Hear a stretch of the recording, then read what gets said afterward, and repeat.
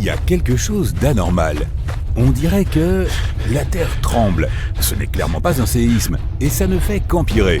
Les nuages semblent se déplacer plus vite que d'habitude, et les animaux deviennent fous. Le présentateur du journal télévisé apparaît avec un air alarmé et dit « Bonjour, nous sommes désolés d'interrompre votre programme. Les scientifiques viennent de découvrir que la rotation de la Terre fluctuait à un rythme inhabituel. Un groupe de spécialistes pense que la Terre accélère sa rotation à chaque seconde, et ils ne savent pas pourquoi. Même si la Terre augmentait sa vitesse de 1,6 km/h, la journée ne raccourcirait que d'1 minute et demie environ. On ne le sentirait pas vraiment, et on pourrait continuer comme si de rien n'était. Mais à mesure que la Terre tourne plus vite, nos corps qui sont adaptés à un rythme de 24 heures auront du mal à s'y faire. Si tu vis près de l'équateur, cela signifie que la rotation de la Terre est plus rapide qu'au pôle Nord et Sud. La zone située près de l'équateur a besoin de plus de temps pour effectuer sa rotation complète. Il pleuvra aussi plus que d'habitude. La rotation de la Terre maintient la météo en équilibre, de sorte que rien d'anormal ne se produit. Mais comme la Terre bouge plus vite, le climat s'emballe. Nous commencerons à voir plus de tempêtes et nous passerons plus de temps au chaud à l'intérieur à siroter un chocolat chaud. Même si cela semble bizarre, tout le monde peut continuer à mener sa petite vie. Mais si la Terre prenait un peu plus de vitesse et tournait à 45 mètres par seconde, la journée serait réduite à seulement 22 heures. Cela donnerait un peu l'impression d'être en décalage horaire en permanence. Toutes les entreprises travaillent avec un horaire de 24 heures par jour, de sorte qu'enlever ne serait-ce que 2 heures peut avoir des effets catastrophiques sur l'économie mondiale. L'ensemble du calendrier devra changer et s'adapter au nouveau rythme. Les designs des horloges changeront et elles ne comporteront plus que 10 segments. Et à chaque semaine, les journées raccourciront, de sorte qu'il n'y aura plus de moyens appropriés de connaître l'heure, sauf par les couchers et les levées de soleil. Le temps continuera à se dérégler, avec l'impression que la pluie ne s'arrête jamais. Les animaux qui dépendent des schémas météorologiques ne sauront plus comment se comporter, et des migrations de masse se produiront pour presque toutes les espèces. Des volées d'oiseaux voleront partout et atteindront des endroits où ils ne vont normalement pas, ce qui affectera toute la chaîne alimentaire et les écosystèmes. Les forêts, les jungles et les autres endroits peuplés par des animaux sont maintenus en équilibre lorsqu'ils ne sont pas affectés par les humains. S'il pleut constamment dans certaines zones, les inondations obligeront les animaux à se déplacer vers d'autres territoires et à rivaliser avec les prédateurs de la région. Si la Terre prenait de la vitesse chaque jour, alors en te tenant sur une balance dans l'Arctique, tu verrais que tu pèses 81 kg. Mais sur l'équateur, tu pourrais peser seulement 80 kg. C'est à cause de la force supplémentaire qui s'oppose à la gravité dans cette zone. Avec la Terre tournant plus vite, toutes les compagnies aériennes du monde entier se sont arrêtées, car les systèmes radars se sont détraqués et la météo est trop dangereuse pour voler. Tout le monde doit se déplacer en voiture. Les satellites sont positionnés de telle manière qu'il est crucial qu'ils restent là où ils sont afin de faire rebondir les signaux vers nous. À cause de ce qui se passe, les signaux Wi-Fi et TV ne peuvent plus passer. Les communications dans le monde entier vont finir par être courtes et lentes. Et finalement, nous aurons une panne totale de communication. Les navires cesseront de fonctionner et le commerce mondial s'effondrera, ajoutant des dommages supplémentaires à l'économie mondiale déjà défaillante. Les vents seront plus forts et plus rapides que d'habitude, ce qui signifie que les températures changeront. Les tempêtes et les ouragans seront plus forts que jamais et auront plus d'énergie destructrice.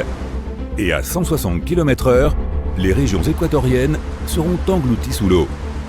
Le bassin de l'Amazone et les petites îles seront désormais complètement submergés sous environ 15 mètres d'eau. La plupart des plantes seront en danger, surtout près de l'équateur. Avec les forêts menacées par les inondations, davantage d'écosystèmes seront en danger. Les arbres et les plantes ne survivront pas à tant d'inondations. Si la Terre tournait si vite que les journées étaient réduites à 15 heures par jour, nous aurions probablement l'impression d'être toujours dans un avion à réaction traversant des turbulences.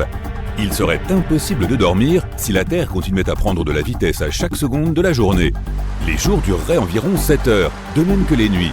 Le monde entier serait inondé, à l'exception des points les plus élevés des plus hautes chaînes de montagnes. Si cela se produit, les humains finiront très probablement par s'accrocher aux dernières parcelles de terre dégagées. La plupart de la vie animale disparaîtra. Et à mesure que la Terre tourne de plus en plus vite, la croûte terrestre perdra de sa dureté, ce qui engendrera des tremblements de terre plus fréquents et plus forts. Des volcans entreront en éruption un peu partout, même s'ils seront immergés par les eaux. Cela va continuer comme ça pendant un bon moment. De nombreuses catastrophes naturelles majeures comme les séismes, les tsunamis, les volcans et même la fonte des calottes glaciaires ont accéléré la vitesse de la Terre de quelques millisecondes. Alors que la vitesse de la Terre continue d'augmenter, ces catastrophes naturelles vont faire que la planète tourne encore plus vite. Même si ce n'est que de quelques millisecondes, c'est suffisant pour avoir des conséquences majeures. La Terre tourne maintenant à 1600 km/h. Et alors que tu es assis avec le reste des survivants, tu te sens en légère lévitation. Tu vois des petits cailloux et des rochers qui flottent à quelques centimètres du sol. Les nuages au-dessus de toi passent comme des étoiles filantes. L'air est épais et humide car l'eau monte vers le haut, formant de gros nuages prêts à déverser leur eau. Mais comme la gravité est plus faible, une partie de la pluie est en suspension dans l'air. De nombreux petits objets flottent autour de toi comme si tu étais dans l'espace. Les jours et les nuits ne durent pas plus de quelques heures. À ce stade, le monde entier est inondé et la croûte terrestre a disparu à 80%. Si cela dure plus longtemps, il n'y aura plus aucun être vivant, à l'exception peut-être de créatures microscopiques qui peuvent résister à des conditions extrêmes. Il faudrait que la Terre tourne à environ 28 300 km/h pour annuler la gravité et que les choses commencent à flotter. À ce moment-là, toute l'eau de l'océan va s'élever dans les airs et ressembler à une pluie inversée. Les gros rochers des montagnes se sépareront du socle rocheux et léviteront au-dessus du sol, ressemblant à de petites planètes dans l'espace. La Terre tourne maintenant 17 fois plus vite que d'habitude, ce qui fait qu'une rotation complète autour de son axe ne dure que 84 minutes au lieu de 24 heures. Si tu parviens à rester en vie aussi longtemps, tu verras littéralement les jours et les nuits passer en un instant. Tu flotteras aussi sans but dans le ciel, heurtant des rochers et d'autres surfaces. Tu ne reconnaîtras plus rien. La croûte terrestre se déchire, exposant le magma qui se trouve en dessous. Atterrir sur le sol n'est pas une option. Tu vois l'espace à mesure que tu montes de plus en plus haut. Tu ne sais pas à quelle vitesse tu vas, mais tout ce que tu sais, c'est que tu es probablement le seul humain restant dans ce monde en rotation. La Terre finira par tourner si vite que le reste des couches commencera à se détacher, exposant l'intérieur de la Terre. Elle commencera à s'aplatir autour de son noyau jusqu'à ce qu'elle devienne semblable à une crêpe. Rien ne pourra survivre à ce stade. Une telle quantité de chaleur sera produite par le noyau que la planète chauffera comme dans un micro-ondes. Toute l'eau disparaîtra et la Terre ressemblera à un point rouge dans le système solaire. Et lorsqu'elle commencera à s'approcher de la vitesse de la lumière, le temps se figera. Les rochers et les éléments flottants ne bougeront plus et finiront par être déformés. Et avec suffisamment d'efforts, la Terre finira par se transformer en un trou noir. Bien sûr, rien de tel ne se produira jamais. Selon les scientifiques, la Terre va très probablement ralentir sa rotation. Depuis que la Lune est entrée en scène, la Terre ralentit d'environ 6 km/h tous les 10 millions d'années environ. C'est à cause de l'attraction gravitationnelle de la Lune sur notre planète bleue. Et il est fort probable que cela continue ainsi. Alors ne sois pas si pressé. À quoi ressemblerait un tour de la Terre à la vitesse de la lumière? Je devine que ça irait plutôt très vite, mais penchons-nous sur les détails. Voyager autour de la Terre à la vitesse de la lumière serait un spectacle époustouflant. Si nous pouvions réaliser un tel exploit par magie, voici à quoi cela ressemblerait. Alors que tu entames ton voyage à toute allure, tout devient flou autour de toi. Le paysage se transforme en une traînée de lumières éblouissantes, comme un feu d'artifice cosmique en accéléré. Le monde apparaît déformé, les bâtiments et les points de repère se confondant avec des traînées de lumière à mesure que tu les dépasses. Les caractéristiques familières des villes deviendraient des couleurs floues, se fondant les unes dans les autres dans un spectacle hypnotique. Le jour et la nuit se fondraient parfaitement, car la rotation de la Terre serait devenue un tourbillon indiscernable. Cependant, n'oublie pas qu'à la vitesse de la lumière, le temps lui-même se comporterait de manière étrange. Pour vous, le voyage pourrait sembler instantané. Mais à ton retour, tu constaterais qu'il s'est écoulé beaucoup plus de temps pour tous les autres. C'est comme si tu faisais un voyage à la vitesse de l'éclair alors que le reste du monde vieillit. Malheureusement, atteindre la vitesse de la lumière est actuellement au-delà de nos capacités technologiques. D'accord. Mais sais-tu ce qu'est réellement la vitesse de la lumière? Dans la vaste étendue du grand néant, la vitesse à laquelle la lumière voyage est un chiffre étonnamment précis. 299 792 458 mètres par seconde. C'est une constante universellement reconnue appelée c, c'est-à-dire la vitesse de la lumière.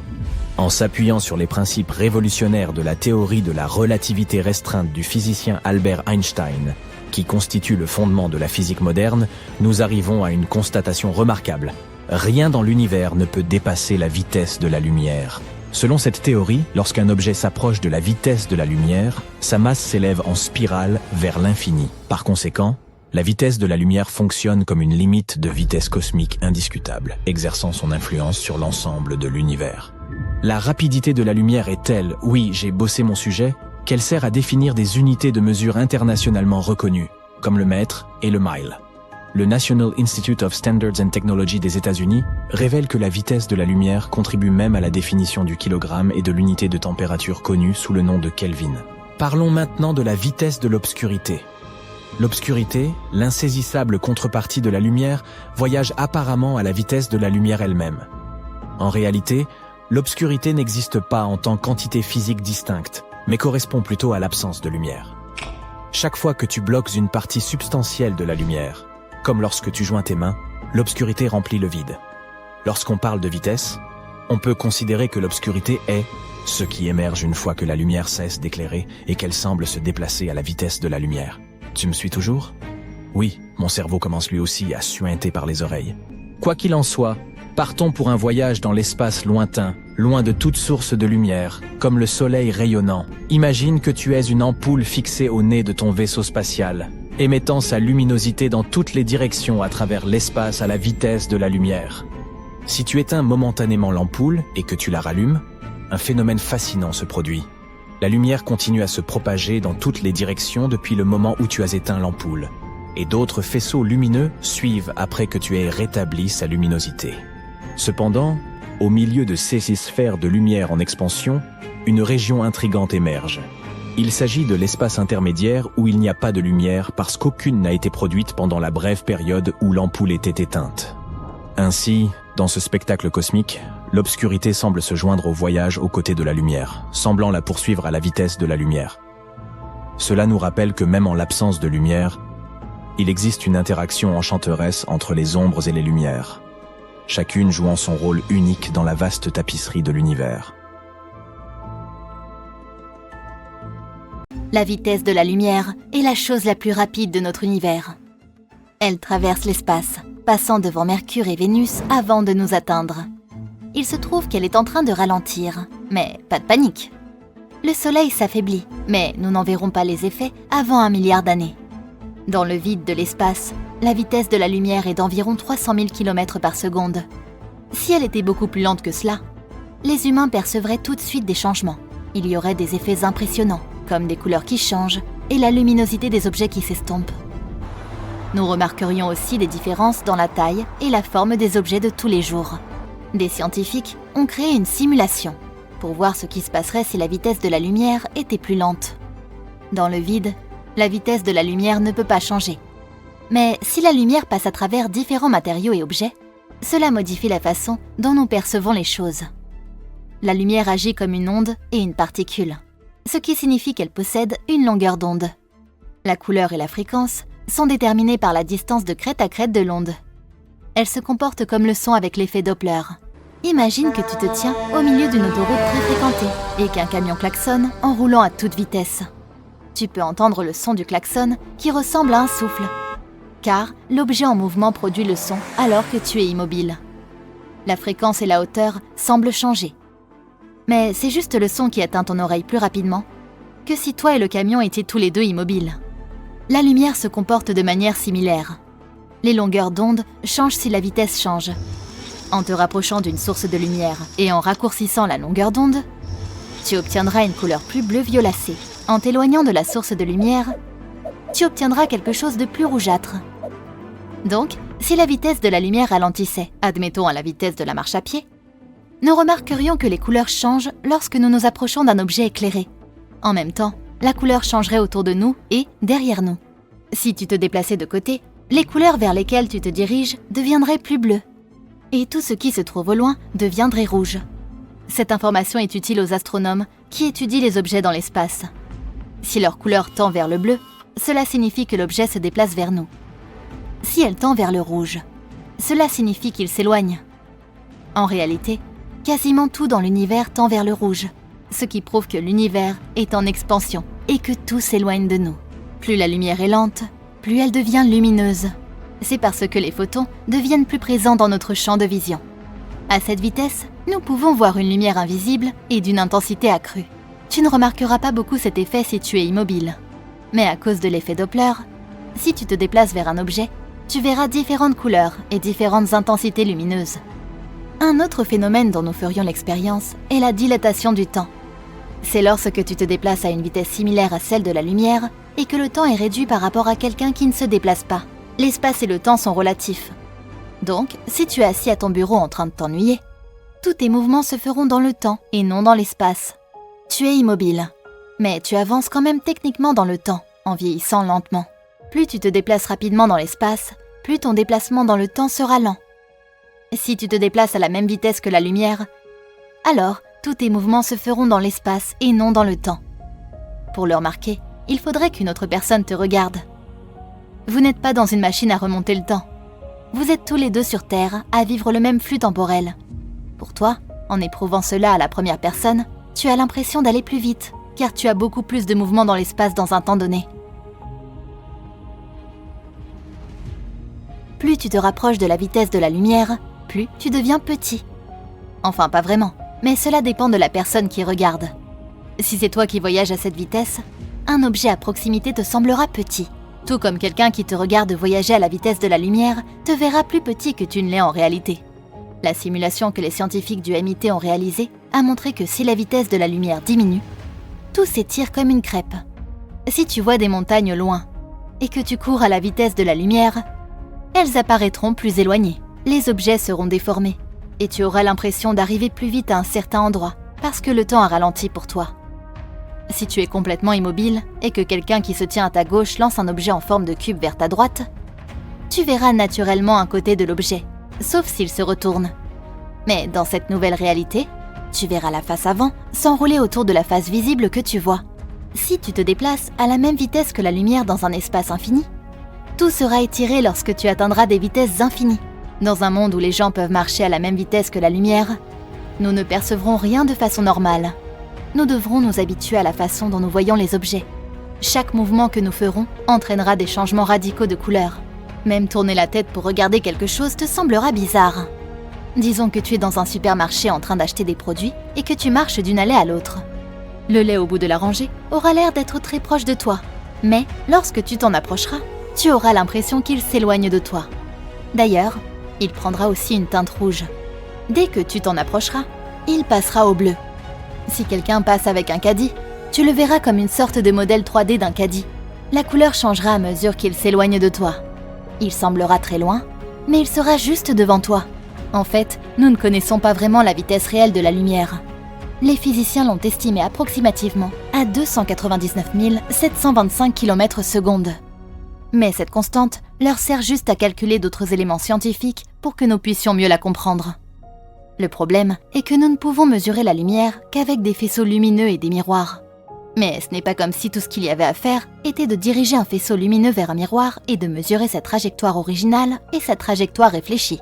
La théorie de la relativité d'Einstein stipule que le trajet original de la lumière se déplaçant de la source au miroir peut ne pas avoir la même vitesse que la lumière réfléchie du miroir vers la source. Hypothétiquement, si la lumière mettait 10 secondes pour aller de la source au miroir, puis revenir à la source, nous pouvons en conclure que chaque voyage prend 5 secondes. Mais selon la théorie d'Einstein, la lumière pourrait mettre 9 secondes à voyager de la source au miroir, et seulement 1 seconde du miroir à la source, ou vice-versa. Ou cela pourrait être des chiffres complètement différents. C'est pourquoi il est si difficile de mesurer la vitesse de la lumière. Les scientifiques ont fait une percée lorsqu'ils ont réussi à ralentir la vitesse de la lumière à 0 sans perdre sa luminosité. Ils y sont parvenus en utilisant des nuages d'atomes ultra-froids fabriqués avec des cristaux photoniques. Ces cristaux sont des matériaux percés de milliards de petits trous où la lumière peut se réfracter. Mais que se passerait-il si nous vivions dans un monde où la lumière s'arrêterait à mi-chemin ? Tu te réveilles un matin et tu as l'impression que c'est le crépuscule. Tu ouvres les rideaux et tu vois que de nombreuses lumières de voiture sont allumées, mais ne sont pas très lumineuses. Tu allumes les lumières de ta chambre, mais tu as l'impression que l'ampoule s'est éteinte. Tu la remplaces par une autre, mais cela ne change rien. Tu allumes les lumières partout dans ta maison, mais tout ne donne qu'une faible luminosité. Tu es confus et tu essaies de vérifier s'il y a un problème d'électricité dans ta maison. Mais elle semble bien fonctionner. Tu vérifies auprès de tes voisins. Et ils ont aussi les mêmes problèmes. Même les experts en la matière n'arrivent pas à comprendre ce qui se passe. Les heures passent et c'est toujours la même chose.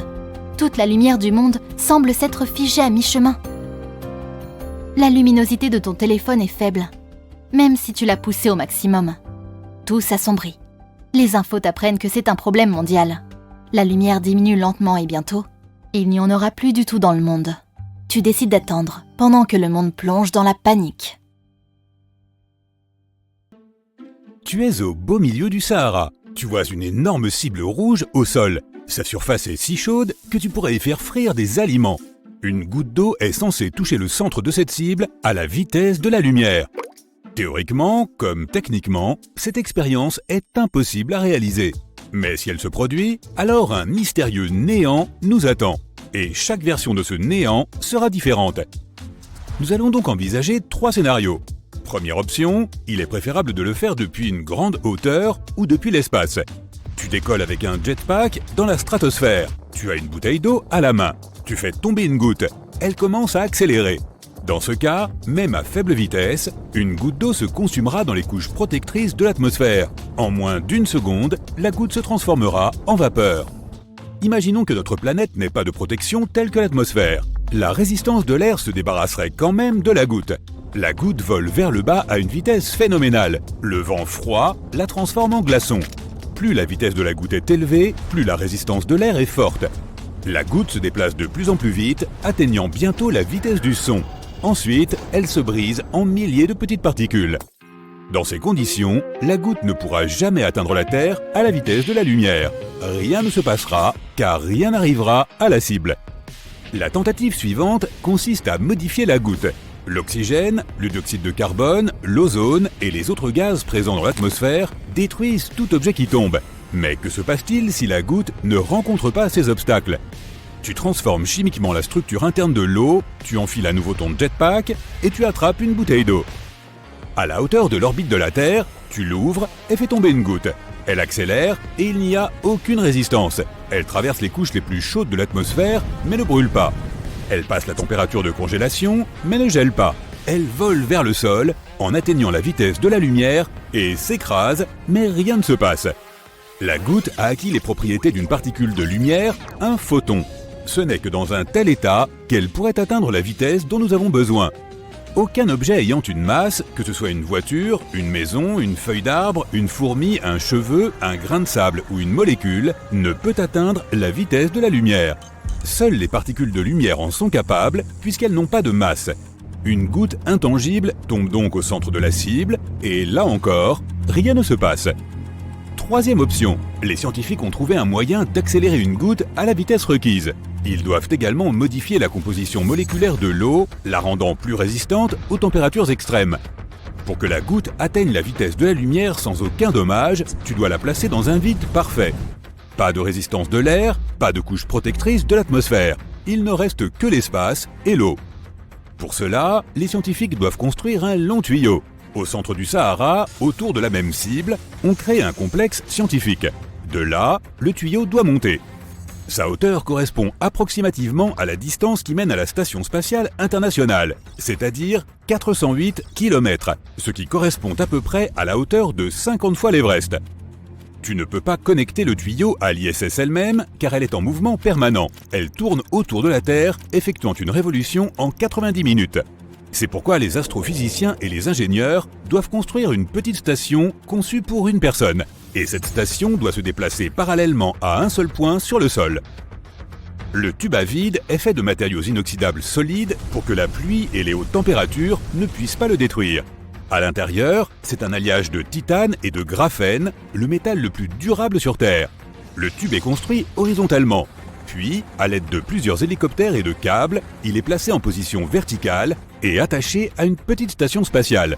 Le tuyau est équipé de petites pompes qui la vident de l'air et bloquent son passage à l'intérieur. La goutte d'eau ne doit pas toucher les parois. C'est pourquoi il y a une couche spéciale de plaques de gravité. Elle repousse l'eau loin des parois du tuyau en utilisant le magnétisme et les ondes sonores. Tu enfiles un jetpack et t'envoles vers la station avec une bouteille d'eau améliorée et durable. Tes mains tremblent d'excitation. Ta respiration est bruyante dans ta combinaison spatiale. Tu ouvres la bouteille, l'inclines légèrement et en verses une goutte dans une boîte spéciale. Dans ce récipient, la goutte se charge de l'énergie nécessaire pour développer la vitesse de la lumière. Maintenant, elle est prête pour le voyage. Tu regardes la boîte, tu fermes les yeux et tu appuies sur le bouton de lancement. La goutte est propulsée dans le tuyau à grande vitesse. À cause de la puissante onde de choc, la station entière est projetée sur le côté. La goutte accélère et à ce moment-là, le tuyau, constitué des métaux les plus solides de la Terre, commence à fondre comme de la glace. Il y a tellement d'énergie dans l'eau maintenant que cela suffirait à fournir de l'électricité à une petite ville. Et maintenant, la goutte atteint la vitesse de la lumière qui est de 300 000 km par seconde. Le tuyau se transforme en poussière. Peu importe si la goutte touche le sol ou non, il n'y aura plus rien. Littéralement tous les objets matériels, voitures, maisons, champs, océans, ordinateurs, avions, bateaux, fleurs, arbres, disparaîtront. Les choses intangibles comme le gaz, l'air, les ondes radio, le rayonnement électromagnétique, les milliards de téraoctets d'informations numériques, tout cela aura également disparu. Tout son, cri, musique, sonnerie de téléphone sera impossible à créer ou à entendre. La lumière disparaîtra et l'obscurité sera totale. Mais rembobinons et voyons ce qui s'est passé exactement. C'est impossible puisqu'il n'y a plus de temps non plus. Imagine le temps comme une rivière tumultueuse qui coule rapidement dans une direction. Puis cette rivière tombe dans un puits sans fin et disparaît complètement. Tout cela est arrivé parce qu'une goutte d'eau s'est écrasée sur notre planète à la vitesse de la lumière. Dès qu'une goutte commence à s'approcher de la vitesse nécessaire, elle perd ses propriétés d'eau. C'est maintenant l'objet le plus puissant et le plus lourd de l'univers. L'énergie qui en émane détruit tout sur des centaines de milliers de kilomètres. Le béton, le sol, les rochers, tout disparaît. Dans la première seconde, tout se brise en millions de petits morceaux. Puis ces morceaux sont déchirés en millions de particules encore plus petites. Les molécules se consument. Imagine une carte du monde en papier. Si tu la mouilles et la déchires, elle se transformera en bout de papier mouillé. Si tu la brûles, une partie de la carte se transformera en cendre et l'autre partie s'envolera simplement dans les airs sous forme de fumée. La carte restera, mais elle ne sera plus jamais la même. Mais si tu détruis les molécules de la carte, on peut dire que la carte n'a jamais existé. Il n'y a aucune trace de son existence. La même chose arrive à notre planète. L'énergie provenant d'une goutte d'eau fait comme si la Terre n'a jamais existé dans l'espace. Et maintenant, la goutte dépasse la vitesse de la lumière. Un trou noir commence à évoluer. Il se dilate et absorbe tous les débris spatiaux. Puis, la Lune. Bientôt, ce sera le tour de Mars et de toutes les autres planètes de notre système solaire. Le trou noir se dilate et sa force de gravité augmente. Avec les planètes, il absorbe la lumière. Il se rapproche de plus en plus du Soleil. Notre étoile se divise en bandes de lumière comme si elle était passée dans une énorme broyeuse cosmique. Le Soleil explose et recrache une quantité incroyable d'énergie. On pense que les trous noirs apparaissent après l'explosion des étoiles. En ce moment, toute l'énergie solaire est absorbée par notre trou noir. Il fait complètement noir. La lumière des étoiles lointaines tombe directement dans l'infini supermassif. Les météorites, volant dans un rayon de centaines de milliers de kilomètres autour, sont également dévorés dans l'inconnu. Il existe de nombreux trous noirs dans l'espace, mais un seul d'entre eux a été créé par une petite goutte d'eau. Plus la vitesse d'un objet est élevée, plus il devient lourd. La masse est la quantité d'énergie que possède un objet. Lorsque les molécules d'eau atteignent la vitesse de la lumière, leur masse commence à augmenter. Et il n'y a pas de limite à cela, elle devient infinie. Une masse infinie forme un trou noir. Il absorbe tout et personne ne sait ce qu'il y a à l'intérieur. Il ne reste que l'obscurité et la force inimaginable de la gravité. Donc, il faudrait probablement ne pas faire cette expérience, n'est-ce pas? Alors, pourquoi ne pas faire un volcan de bicarbonate de soude à la place? Alerte! Alerte! Habitants de tous les pays et de toutes les villes du monde, un astéroïde massif s'approche de la Terre. Sa vitesse est maintenant plusieurs fois supérieure à celle du son. Et chaque jour, il accélère un peu plus. Une fois qu'il sera entré dans notre système solaire, il passera devant Uranus, Saturne, Jupiter et Mars. Les champs gravitationnels de ces planètes vont également accélérer l'astéroïde. Et notre planète sera sa destination finale. La collision est inévitable. Selon les scientifiques, une météorite de la taille du Mont Everest peut détruire la planète entière. La catastrophe aura lieu dans 350 jours.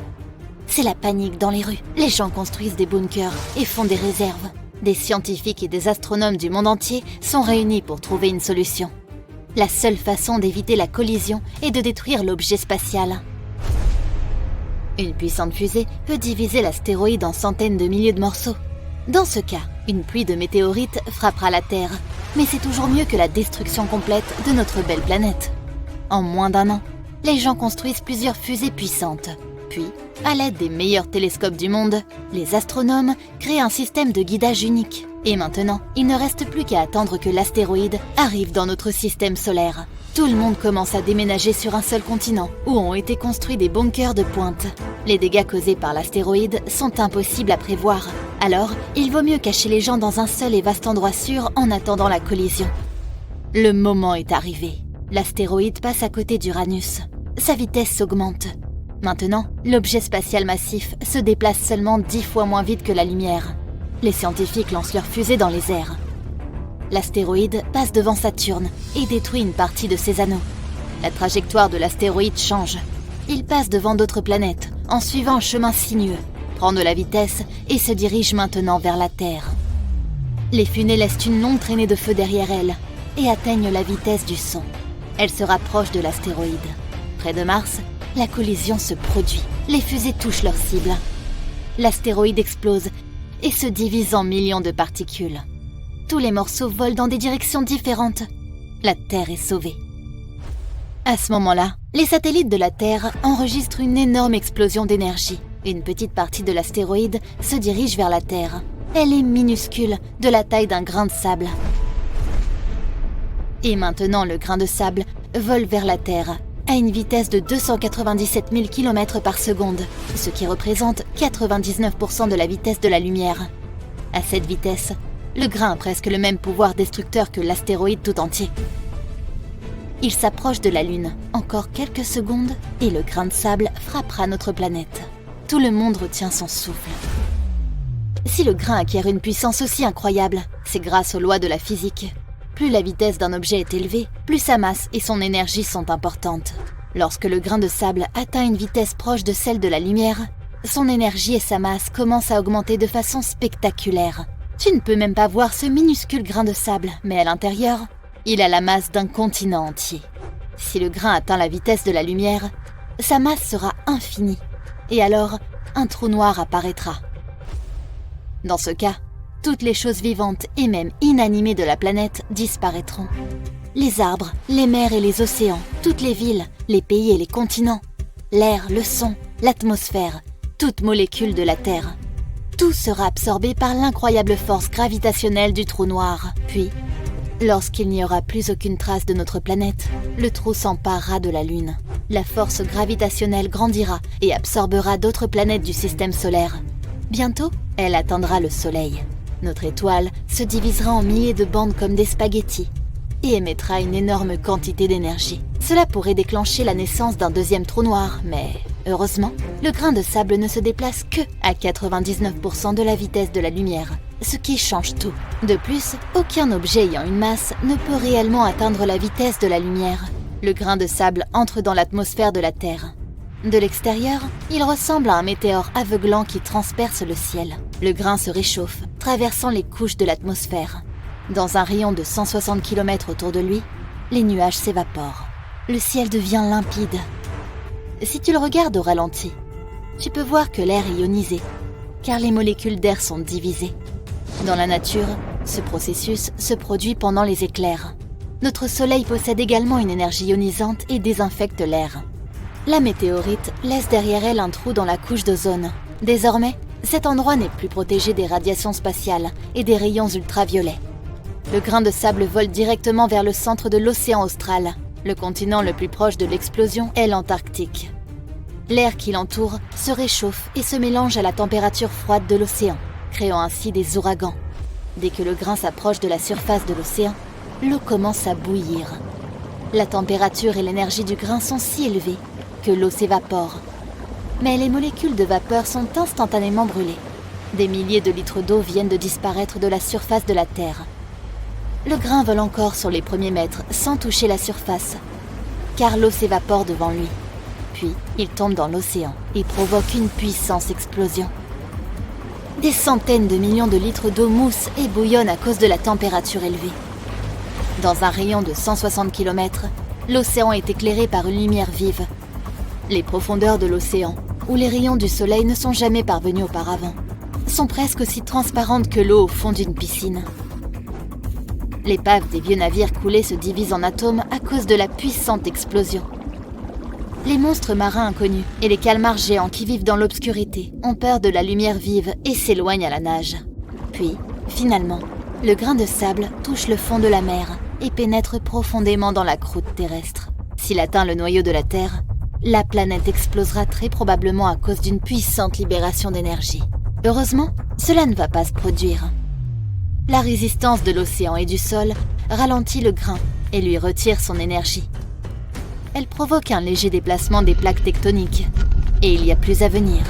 D'énormes vagues se forment et se répandent dans l'océan. L'onde de choc crée d'énormes tsunamis.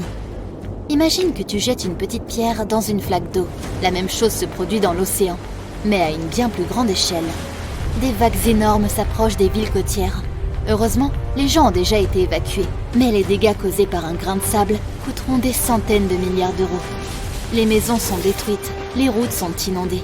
Au bout d'un moment, il se met à pleuvoir des ouragans. L'eau de l'océan vaporisée par le grain forme d'énormes nuages d'orage. Le vent les pousse vers les continents. Puis, après le tsunami, une pluie incessante se met à tomber, inondant des pays entiers. Plusieurs jours plus tard, les catastrophes naturelles sont toujours là. La température de l'océan austral a augmenté de plusieurs degrés. L'eau est en train de bouillir sur le lieu de la collision, faisant fondre les glaciers de l'Antarctique. Des millions d'icebergs fondent. Si bien que le niveau d'eau des océans du monde entier augmente. Les côtes de certains continents sont submergées pour toujours. Les nuages d'orage atteignent le Sahara et d'autres déserts. Le déplacement des plaques tectoniques provoque des tremblements de terre sur certains continents. Les volcans se réveillent. Le ciel est rempli de cendres volcaniques. Il faudra des mois pour que toutes les cendres se déposent. Au début, cela crée des conditions difficiles pour la vie sur Terre. Les plantes et tous les êtres vivants ne reçoivent plus assez de lumière du soleil. Dans les arbres et les algues, la photosynthèse est perturbée. La production d'oxygène s'arrête. Il est de plus en plus difficile de respirer. L'air qui remplit l'atmosphère de la planète s'épuise lentement.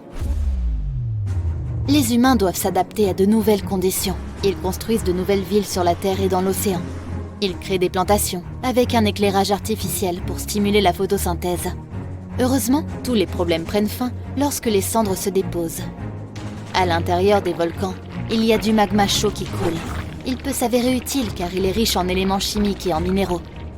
Avec les cendres, les nutriments tombent sur le sol, qui est désormais bien fertilisé. Les plantes, les arbres, les fruits et les légumes poussent incroyablement vite et produisent à nouveau beaucoup d'oxygène. Le Sahara est désormais rempli de fleurs. Et il ressemble plus à une prairie qu'à un désert. Au lieu de détruire la planète, le grain de sable l'a simplement renouvelé. C'est le dernier match de l'année. Des millions de téléspectateurs sont scotchés à leur écran de télévision. Les 50 000 personnes présentes dans les tribunes du stade retiennent leur souffle. Tout le monde attend de voir qui va gagner le match. C'est de ce résultat que dépendra le vainqueur de cette année. Les fans les plus bruyants ont cessé de chanter. L'air est devenu épais comme du sirop. C'est si calme qu'on peut entendre les battements de cœur des spectateurs. Le lanceur regarde la balle une dernière fois. Il tient compte de la vitesse du vent et se prépare à offrir la victoire à son équipe. Lancement. La balle vole à travers le stade. Mais la réaction du batteur est parfaite. Et alors, l'incroyable se produit. L'énergie de l'impact accélère la balle à la vitesse de la lumière. Ok, arrêtons-nous là, je dois expliquer cela.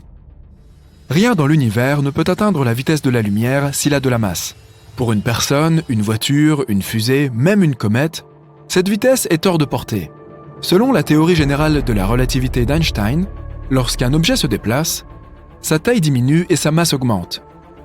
Si un avion accélérait jusqu'à la vitesse de la lumière, sa masse serait inférieure à sa longueur. 0. C'est impossible. Mais vivre selon les règles est ennuyeux, même si ce sont les lois de la physique. Je suis sûr qu'Einstein aimerait notre idée. Donc, dans notre monde sans loi, le batteur frappe la balle et elle s'envole à 300 000 km par seconde.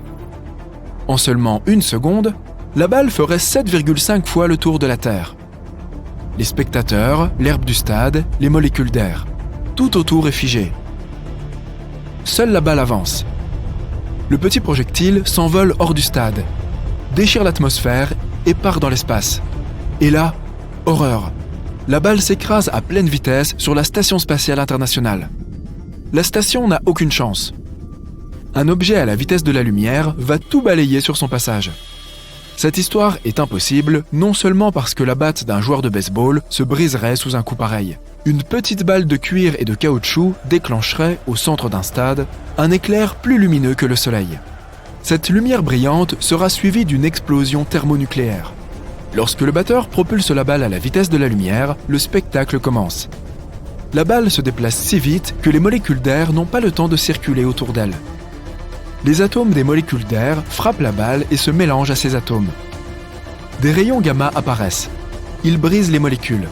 L'air autour du batteur se transforme en plasma rouge et brûlant. L'arbitre et le receveur ne sont pas non plus à envier. Essayent de jouer au baseball dans de la lave volcanique. Tout cela se passe en quelques nanosecondes. Il y a 1 milliard de nanosecondes dans une seconde. Les yeux et le cerveau des gens n'ont pas le temps d'analyser ce qui se passe devant eux. La balle se brise en petits morceaux. Elle ressemble maintenant à un nuage de plasma brûlant. Il s'agit de carbone, d'oxygène, d'azote et d'hydrogène. Le stade est englouti par le plasma et les rayons X. À des kilomètres à la ronde, il n'y a guère plus qu'un désert. Le paysage ressemble à la surface de la Lune ou de Mars. Regardons ça au ralenti. La lumière brillante s'allume en premier, puis une boule de feu apparaît au milieu du stade. Boum! Le bruit de l'explosion te parvient. Une colonne de feu éclate dans le ciel et se transforme en un nuage étrange qui ressemble à un énorme champignon. N'oublie pas l'onde de choc. Elle arrache les arbres du sol et brise toutes les fenêtres des environs. Heureusement, dans le monde réel, cette situation est impossible.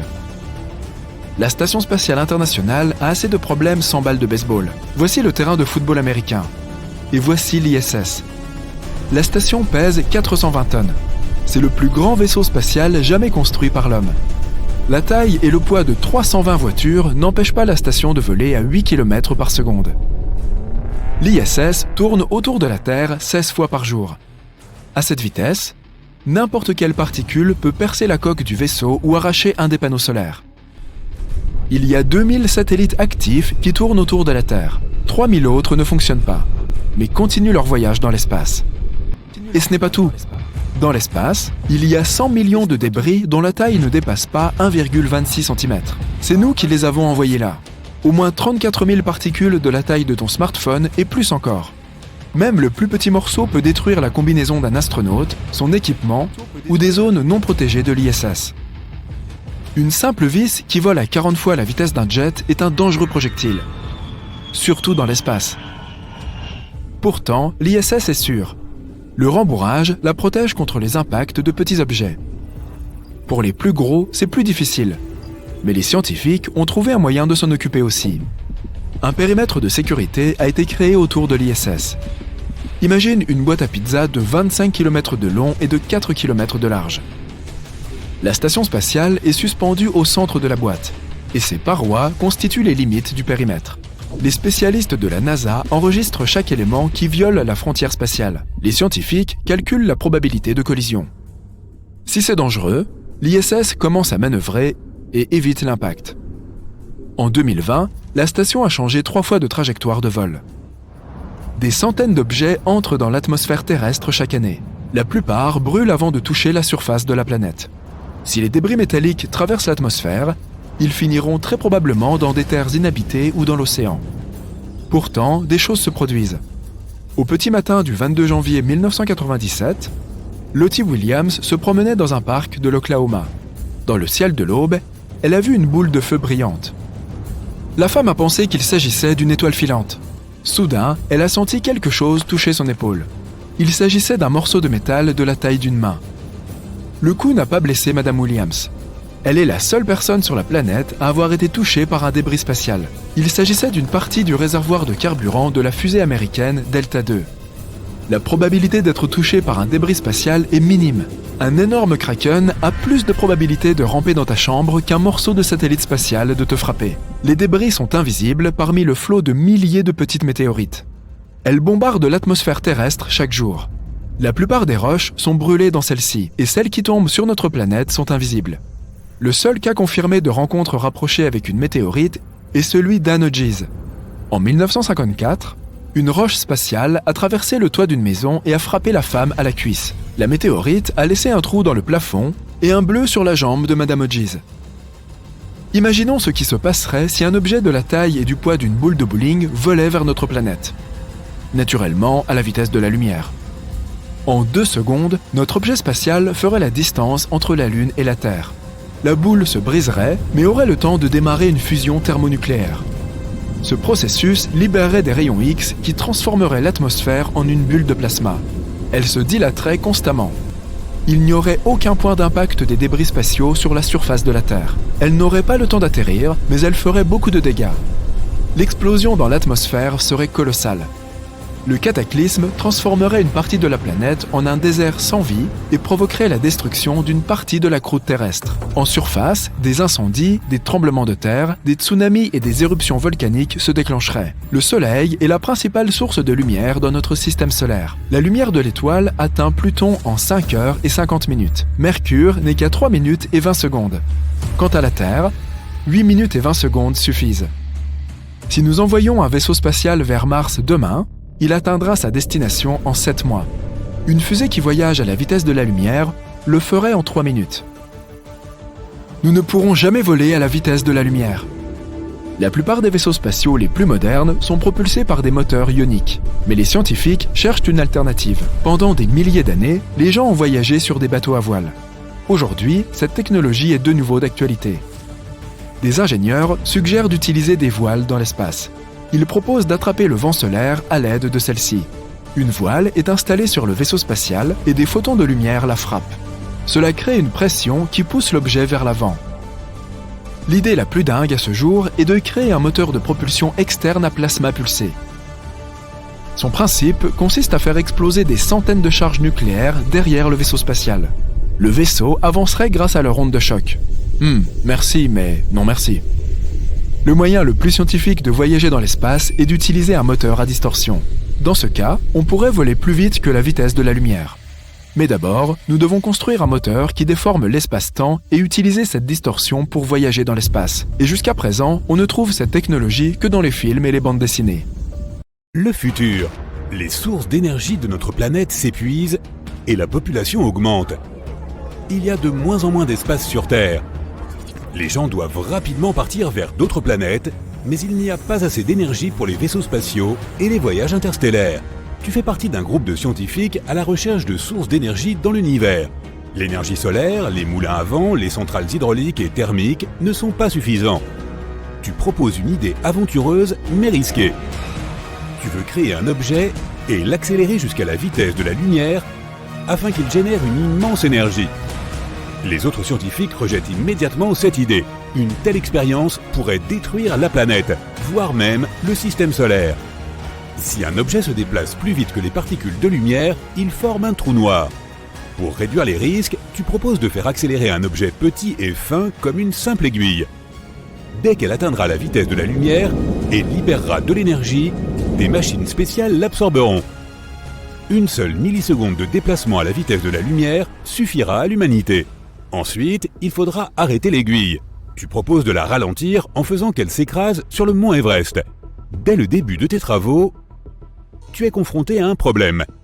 Une aiguille ordinaire, comme tout autre objet ayant une masse, ne peut atteindre la vitesse de la lumière.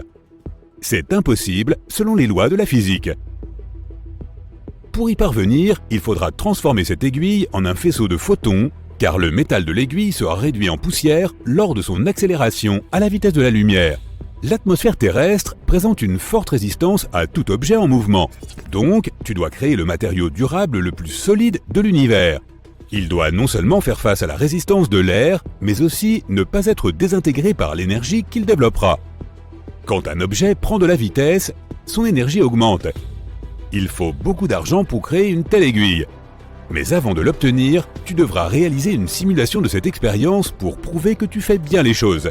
Tu vas utiliser un programme basé sur un hologramme du système solaire qui imite et visualise toutes les lois de la physique.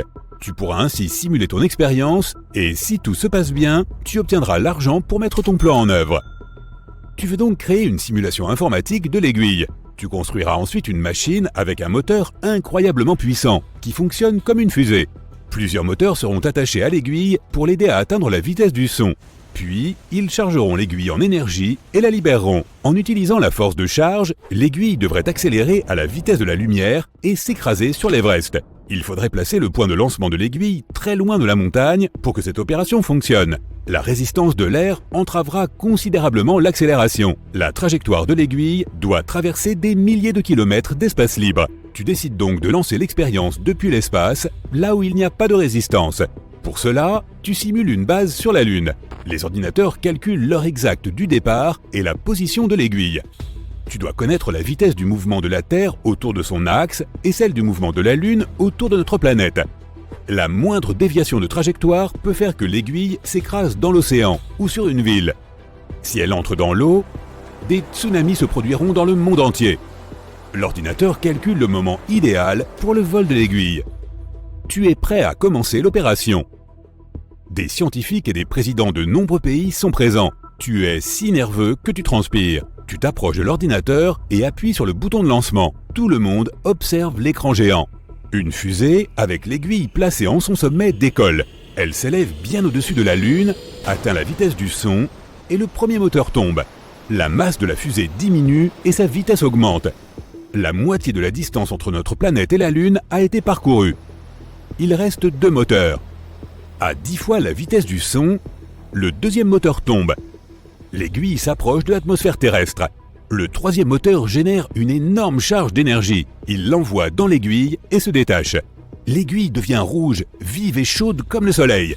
Elle pénètre dans l'atmosphère terrestre. Les couches protectrices de notre planète ne peuvent empêcher l'aiguille d'atteindre son but. Le ciel s'illumine d'un flash lumineux. Dans la prochaine demi-seconde, l'aiguille frappera l'Everest à la vitesse de la lumière. 2 secondes plus tard, ton expérience échouera. Et voici pourquoi. Plus la vitesse d'un objet est grande, plus sa masse et la quantité d'énergie qu'elle accumule sont importantes. Quand l'aiguille atteint la vitesse de la lumière, son énergie augmente indéfiniment. Sa masse croît jusqu'à l'infini, et lorsque cela se produit, un trou noir se forme. C'est un corps massif doté d'une incroyable force gravitationnelle qui absorbe absolument tout, même les particules de lumière et la dimension temporelle. C'est ce qu'on appelle l'horizon des événements. Tout ce qui est événement, le temps, l'espace et la matière, est absorbé par un trou noir, et personne ne sait ce qui se trouve à l'intérieur. Après 1 milliseconde, l'aiguille atteint presque la vitesse de la lumière. Elle libère une énorme quantité d'énergie dans l'atmosphère. Tu la regardes au ralenti, tu peux voir comment l'air est ionisé, c'est-à-dire que les molécules d'air sont divisées. Dans la nature, ce processus se produit lors des éclairs. Notre Soleil possède également une énergie ionisante qui nettoie l'air. L'aiguille traverse l'atmosphère terrestre. Le ciel est éclairé par une lumière vive. Tous les nuages et toutes les molécules d'eau autour de l'aiguille s'évaporent instantanément sous la haute température. Le ciel devient limpide à des centaines de kilomètres autour du point où se trouve l'aiguille. Et elle s'approche du mont Everest. Des centaines de milliers de tonnes de neige s'évaporent dès que l'aiguille s'en approche. Elle a atteint la vitesse de la lumière. Une épaisse couche de terre fond et s'envole dans différentes directions. On dirait que quelqu'un a jeté une lance dans une montagne de glace. L'Everest ne peut pas supporter une telle énergie et est pulvérisé en milliers de morceaux, comme un château de sable. L'incroyable puissance de l'onde de choc détruit tout autour. La pierre, le bois, la terre, les feuilles, le béton, tout se désintègre à cause de toute cette énergie. Puis toutes ces molécules sont effacées. L'aiguille se déplace plus vite que les photons et dès qu'elle dépasse la lumière, elle commence aussi à dépasser le temps. Du point de vue de l'aiguille, tous les événements commencent à s'inverser. La masse de l'aiguille devient infinie et plus elle grandit, plus son énergie augmente. Une explosion de force gravitationnelle absorbe alors tout l'espace. La Terre, les arbres, les villes, la croûte terrestre et même son noyau. Tout disparaît en quelques secondes. Un trou noir absorbe la lumière et le temps. Un vide noir absolu a été créé. Le trou noir grandit. L'hologramme de la Station spatiale internationale rétrécit sous l'effet de la pression de la gravité et elle est entraînée dans le vide. Puis, c'est au tour de la Lune. La force de gravité augmente vite. Le trou devient plus lourd et plus massif. Toutes les planètes du système solaire s'effondrent alors que le géant noir gravitationnel grandit. La lumière du Soleil entre à l'intérieur et n'en ressort pas. Le trou noir devient des milliers de fois plus lourd que le Soleil. Notre étoile se divise en millions de bandes fines de lumière, comme des spaghettis, et elle projette de puissants flux d'énergie. Tout un secteur vide de l'espace, avec un trou noir en expansion en son centre, se trouve à l'endroit où se trouvait notre système solaire il y a encore quelques instants. Les météorites qui passent devant lui sont aussi aspirés. Une seule petite aiguille a réussi à provoquer un tel désastre. La simulation se termine. Le programme s'arrête car il ne peut plus calculer d'autres événements. Tu réalises que c'était effectivement une mauvaise idée et tu décides plutôt d'essayer d'obtenir l'énergie du noyau de la Terre.